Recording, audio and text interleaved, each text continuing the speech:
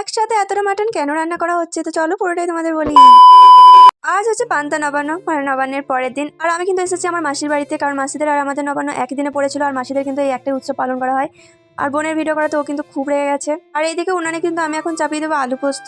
আর পোস্ত রেডি হয়ে যাওয়ার পরে আমি কিন্তু ওই উনানেই চাপিয়ে দিয়েছি চাটনি, টমেটো আর খেজুর দিয়ে চেটচেটে চাটনি। তারপর কিন্তু আমি এখানে মাটনটা ম্যারিনেট করে রাখছি। আর সাথে এদিকে উনানে কিন্তু মাসির মেয়ের জন্য চিকেন রান্না হচ্ছে, কারণ ও মাটন খায় না।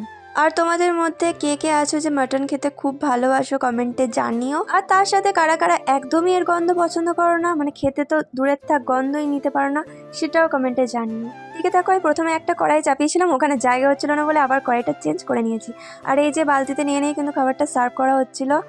এত অবধি তো ঠিকই ছিল, তারপর মাথায় প্রচন্ড যন্ত্রণা করে। আর এটা প্রত্যেক বছরই করে আমার এই ঠান্ডার জন্য। আজকের জন্য এতটাই থাক। ভিডিও ভালো লাগলে একটা লাইক করে দিও আর সাবস্ক্রাইব করে রেখো। তো বাই।